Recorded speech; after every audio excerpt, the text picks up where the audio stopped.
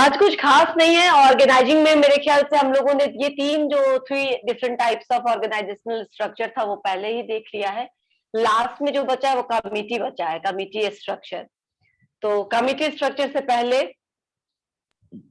किसी को कुछ पूछना है?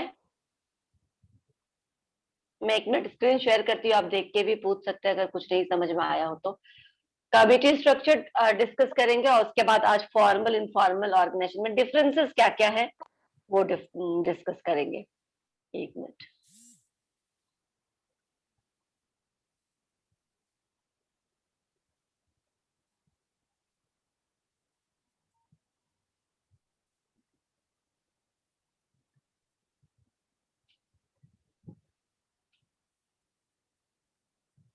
हाँ,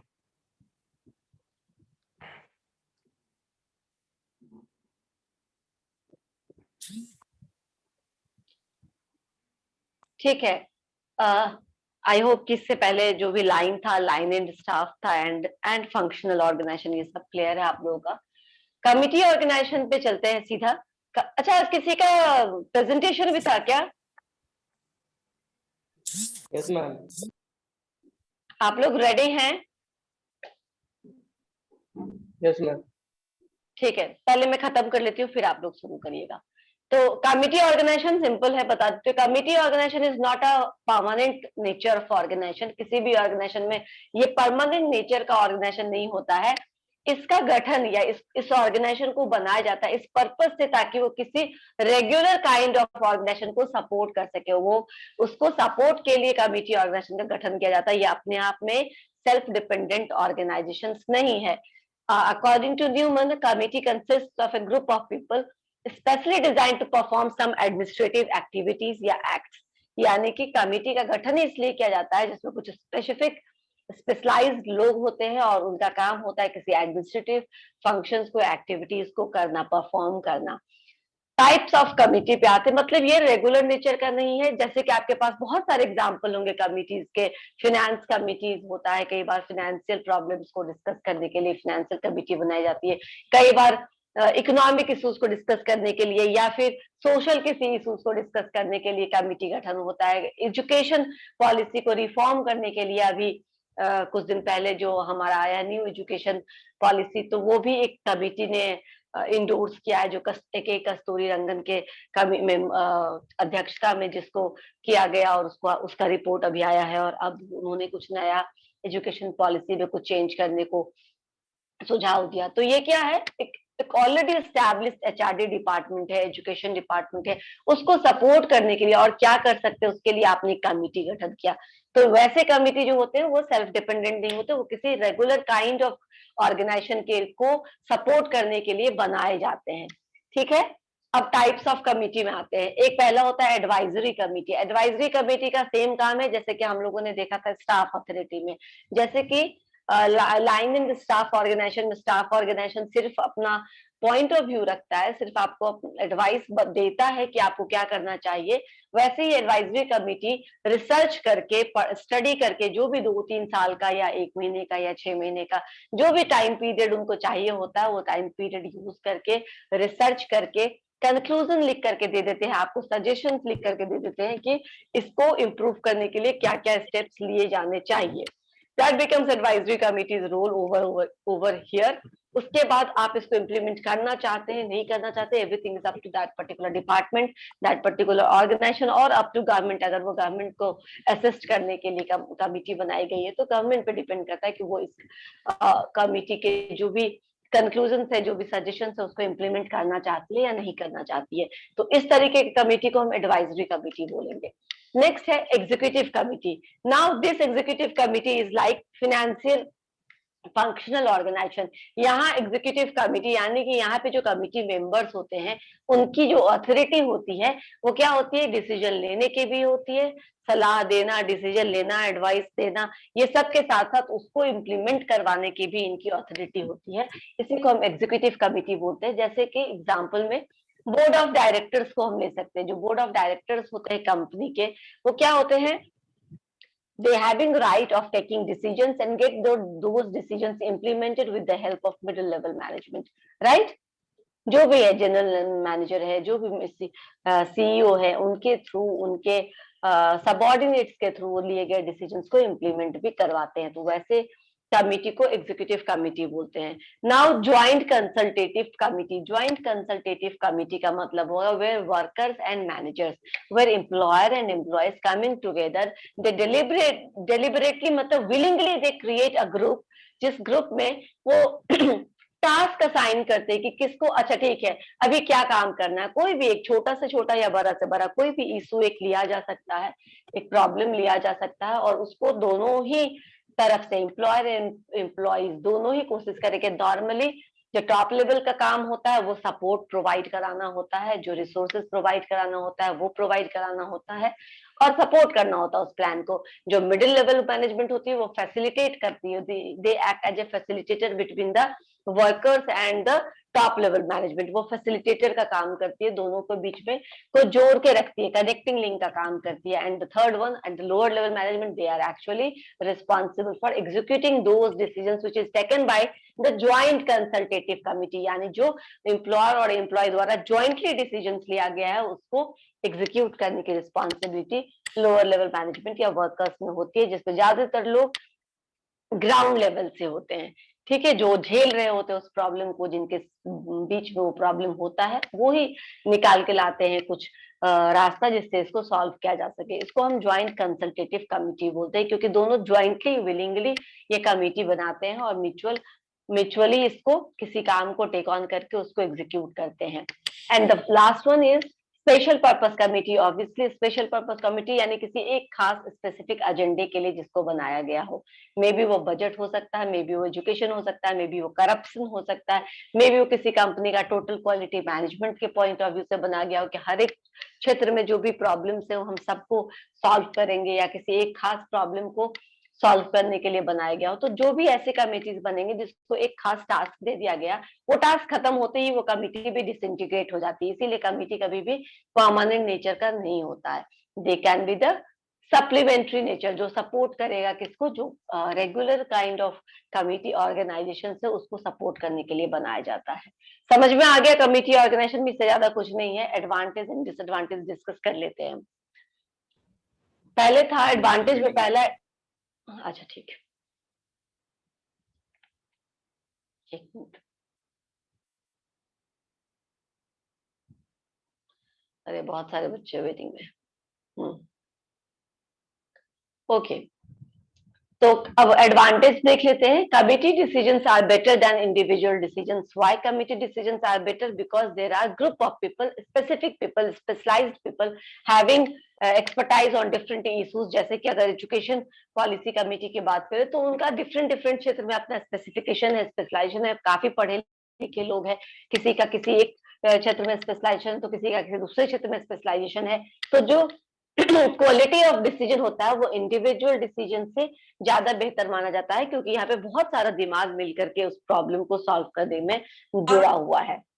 सेकंड है better interaction between committee members that leads to better coordination of activities. यानी कि जब कमिटी बना के हम काम करते हैं तो जितना कमिटी में एक स्पेसिफिक नंबर ऑफ पीपल होंगे, 10, 12, 7 ऐसे बेंच होता है, ये बेंच ऑफ पीपल होते हैं यहाँ पे, तो इंटरेक्शंस ज्यादा होता है। And these interactions leads to better coordination, better understanding, right. Third, participative decision making, which also promotes and leads creative thinking.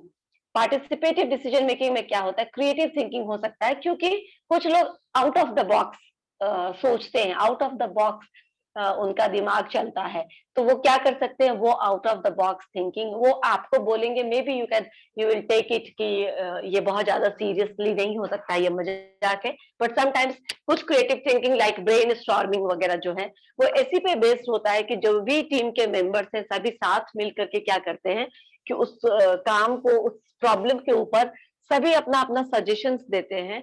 और ये जो सजेशंस है किसी को भी हल्के में नहीं लिया जाता, सबको सीरियसली लिया जाता है, सीरियसली कंसीडर किया जाता है। और देन जजमेंट भी जो होता है वो बहुत ऐसे नहीं होता है कि तुरंत से किसी को निगलेक्ट। जैसे कि आप ब्रेनस्टॉर्मिंग में क्या होता है कि एक एक इंडिविजुअल को बोला जाता है कि आप अधिक से अधिक एटलीस्ट 10 आपको प्रॉब्लम का सॉल्यूशन देना ही है। एंड डोंट बी जजमेंटल कि आपका कोई ये प्रॉब्लम सिली सॉल्यूशन हो सकता है, लोग हंसेंगे, नहीं, you can give even those kind of solutions भी आप देने के लिए आपको अलाउ किया जाता है, जहां पे आपको खुद लगता है कि लोग हंस देंगे, ये कारगर नहीं होगा, लेकिन अगर आपके दिमाग में आए तो यू राइट डाउन, क्योंकि कई बार ऐसे ही सॉल्यूशंस जो है कई बार रियल सॉल्यूशन बन जाती है, वो हम लेते हैं उसको मजाक में, but that becomes the real solution of that particular problem.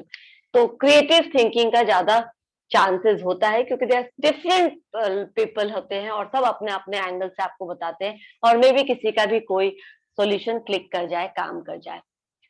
Next, basis of reducing conflict. Conflict कैसे रिड्यूस होगा, क्योंकि कमिटी में जो इंटरेक्शंस है वो काफी अच्छा है, तो आपको पता चलेगा कि टॉप लेवल मैनेजमेंट ये काम क्यों करने वाला है, मतलब ट्रांसपेरेंसी ज्यादा है, इसीलिए कॉन्फ्लिक्ट कम रहेगा। बेटर कमिटमेंट फॉर इम्प्लीमेंटेशन, क्योंकि डिसीजन लेने वाले हम ही हैं, तो हम अपने डिसीजन के साथ कमिटमेंट का जो डिग्री होगा, डिग्री ऑफ कमिटमेंट भी वो बढ़ा रहेगा, ज्यादा रहेगा। Seventh and the last point is better solution for complicated problems because of multiple minds working on the same problem, so you can come up with different solutions, and that may be the best solutions because they are experts, they are specialized of different areas, तो इनका जो solution होगा ये ज्यादा बेहतर हो सकता है in comparison to single handedly taken decisions। ठीक है, अब डिसएडवांटेज की बात करते हैं। इसमें डिसएडवांटेज पहला तो ये कि जो डिसीजन का क्वालिटी हम बोलते हैं कि अच्छा होता है, डिसीजन जो होता है वो बेहतर हो सकता है, क्योंकि बहुत सारे मल्टीपल ब्रेन्स इस पे काम कर रहे हैं। ठीक है, डिसीजन का क्वालिटी तो अच्छा होगा, लेकिन चूंकि ग्रुप में डिसीजन लिया जा रहा है तो ये टाइम कंज्यूमिंग हो सकता है, इसमें बहुत ज्यादा टाइम लग सकता है, क्योंकि सारे लोग से डिस्कशन करके जब सब लोग एग्री करेंगे, मानेंगे, तभी आप उसको बोलोगे, तभी आप उस डिसीजन को अडॉप्ट कर सकोगे, नहीं तो नहीं कर पाओगे। और ये एक्सपेंसिव भी होता है, क्योंकि ऑल आर स्पेशलिस्ट, तो जिसका जितना टाइम जा रहा है आप सबको पे कर रहे हैं, तो this becomes some little bit more expensive. दूसरा है कि कई बार ग्रुप डिसीजंस में तुम लोग ने आपस में भी ये फील किया होगा कि कई बार जब ग्रुप में काम कर रहे होते हैं तो क्या होता है कि हम उस चीज से, हम उस टॉपिक से या उस पॉइंट से बहुत ज्यादा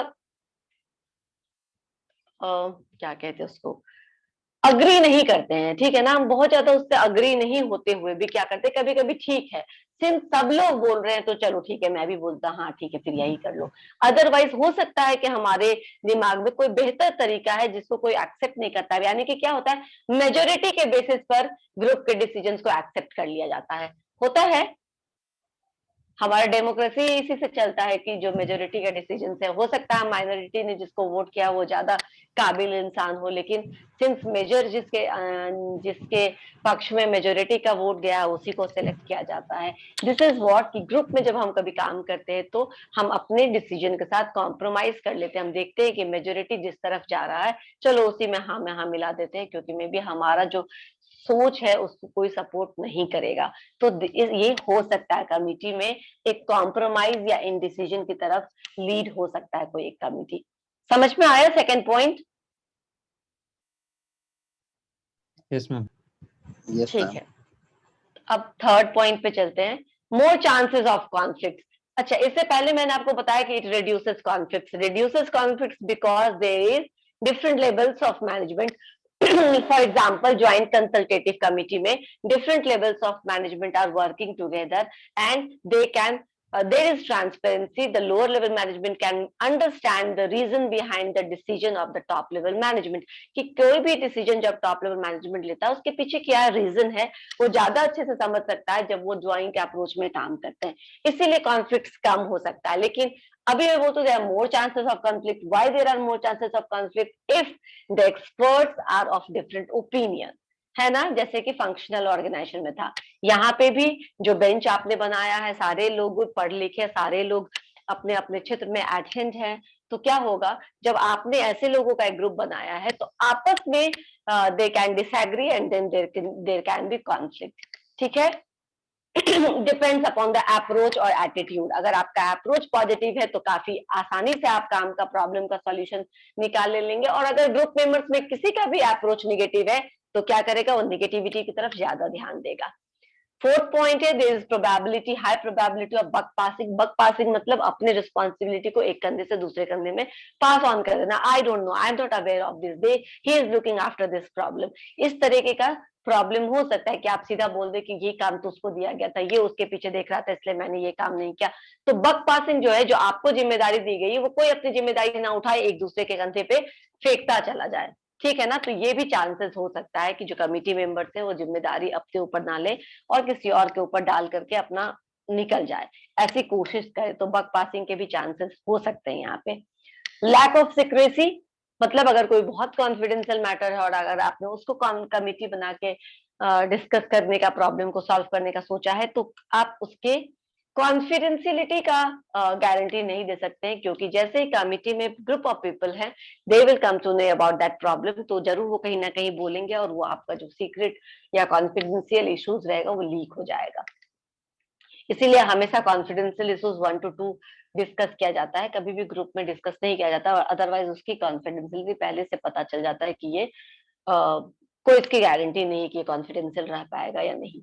and the last point is probability of diversion from main issue. हाँ, बहुत ज्यादा चांसेस है कि आप मेन इशू से डाइवर्ट हो जाए, जस्ट लाइक ग्रुप स्टडी। जब हम लोग ग्रुप स्टडी करते हैं तो पढ़ने के लिए कोई भी टॉपिक जाते हैं और जब 1 घंटा खत्म हो जाता है वापस आते हैं तो देखते हैं कि कुछ और ही 1 घंटा हमने कोई फिल्म डिस्कस कर लिया, कोई नॉवल कोई डिस्कस और ही कर लिया, टॉपिक कोई चल रहा। कैरेक्टर डिस्कस कर लिया, बिल्कुल।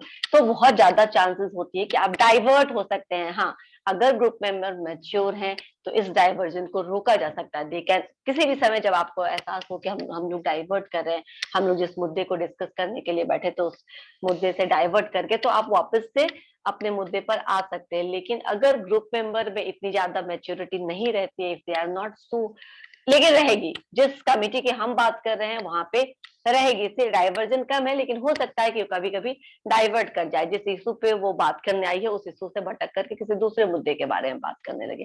कई बार कॉलेज में लेक्चर्स भी ऐसे हो जाते हैं कि शुरू होते किसी और मुद्दे से और खत्म हो जाते हैं किसी और मुद्दे पर जाकर के, और पहले जिस मुद्दे पर वो शुरू हुआ रहता है उसका कुछ भी कंक्लूजन नहीं निकलता है। तो ऐसा नहीं होना चाहिए, इसको कंट्रोल वे में आगे लेकर के बढ़ाना चाहिए। तो ये सारे advantage and disadvantage of committee organisation है।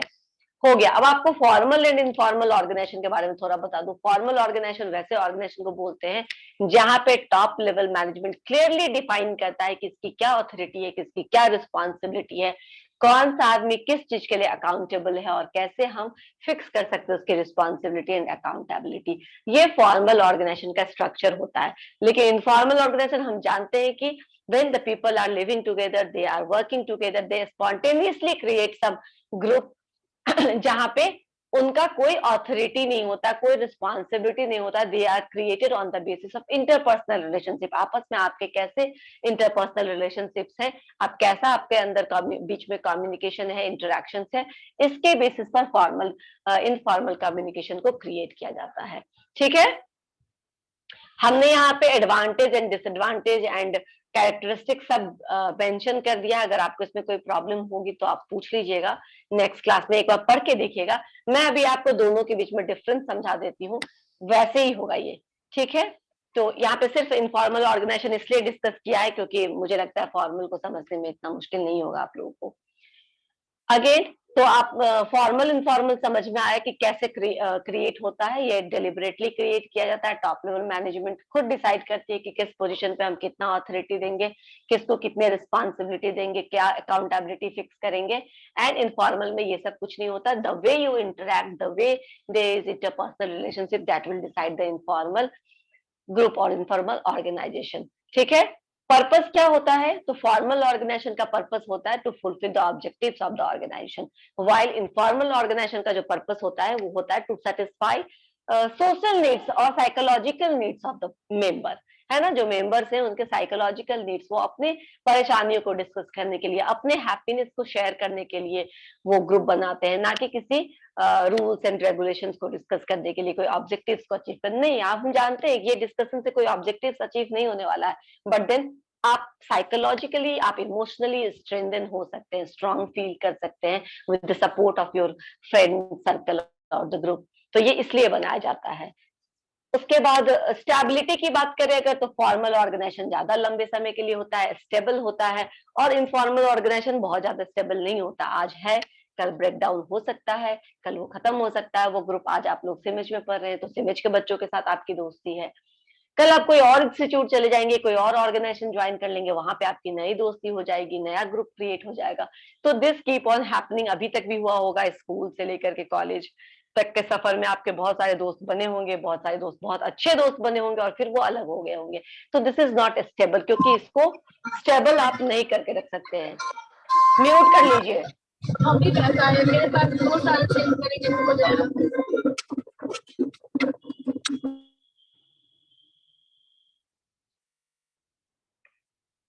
नाउ नेक्स्ट आगे आते हैं हम लोग कम्युनिकेशन पे।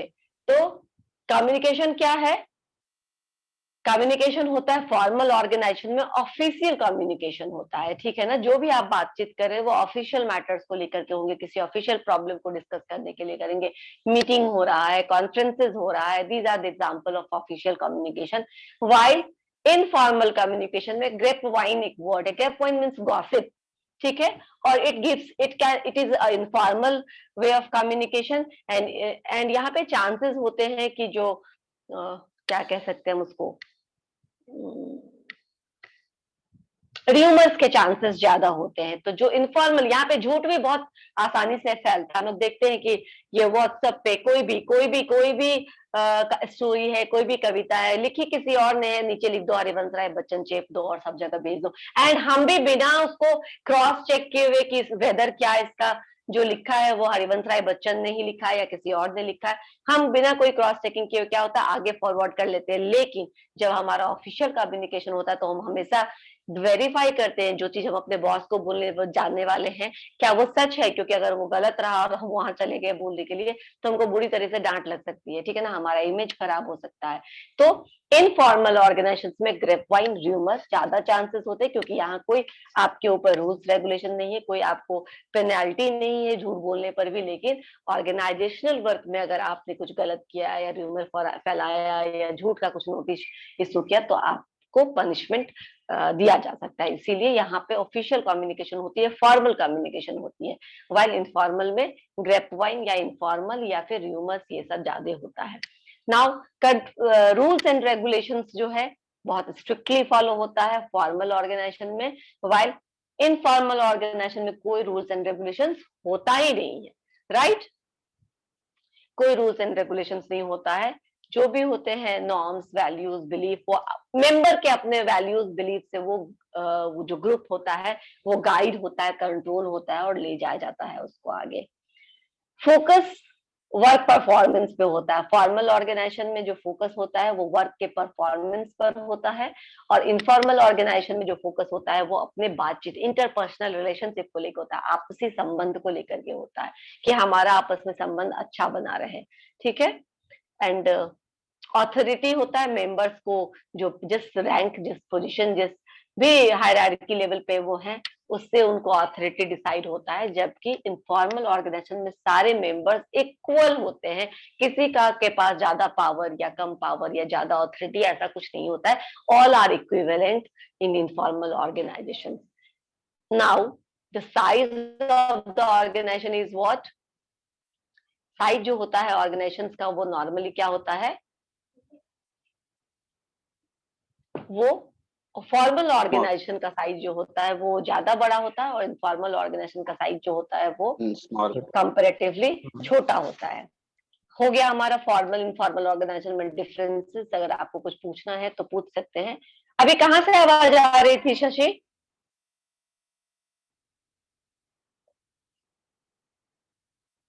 You can not unmute yourself.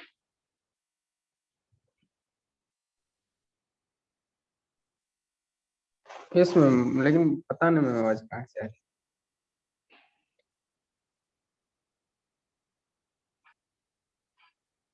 ठीक है, प्रेजेंटेशन देना है किसी को? Yes ma'am. अटेंडेंस पे लेना है। एक मिनट में अटेंडेंस ले लेती हूँ फिर प्रेजेंटेशन ले लेंगे। 1 2 3, 4, 5, ma'am 5 ma'am. Yes 6, ma'am. 6 present, 4, 5, 6 present. 4 भी प्रेजेंट है। सब लोग कहाँ चले गए? ओके, बोलो 7, फटाफट। 7 प्रेजेंट है। 8, present ma'am 9, Present, ma'am. 10, 11, 12, 13, 14, Yes ma'am. 14 present है क्या? 13 भी ma'am. 10, 14, 13 present, 14 present, 14. 15, present Correct. Ma'am. 16, 16 नहीं, 17, Present ma'am. Clear. 18, 18, 19, 20, present ma'am 21, 22, 21, ma'am 19 okay, ma'am 7 छूट गया था। 20, 21 बना दिया, 22, 23, 24, मैम 24 प्रेजेंट। 25, हाँ Ma'am, समझ 24 में आ गया, present. 25, 25, 26, 27, present ma'am. एक मिनट, मैम 27 प्रेजेंट। ठीक है, 28, 29, 29, absent, 30, 31, 32, 33, 34, 35, 36, 37, 38, 39, Present, ma'am. 40. 39 present, ma'am. कौन कौन present? 39 present and 40 present, 38 present, okay okay, 41, present ma'am. 41, present ma'am. 42, present ma'am. 43, present ma'am 40, ठीक, 44, 44, absent, 45, प्रेजेंट मैम। 46, ठीक है, 46, 47, 48, 49, 50, yes ma'am 51, yes 50 present, 51 present, 52, present ma'am. 52, present 53, ma'am. 52। 53 बोल रही हूँ अभी मैं, हाँ समझ में आ गया, अभी मैं 53 पूछ रही हूँ, नहीं, 54, 55, 56, present ma'am. 56 present, 57, 58, present ma'am. 59, 59 present, 58 present, ठीक है, 59 है क्या? 60, 61, 62, प्रेजेंट मैम 63, 64, 62 present, ओके, एक मिनट, 62 present, 63, 63, 64, 65, 66, 67, 68, 69, प्रेजेंट 70, मैम 69। ठीक है, मैम वाला 70, 71, प्रेजेंट मैम 71, 71। 71 present ma'am. 72, ठीक है, 72, 73, प्रेजेंट मैम। 74, 73 is present.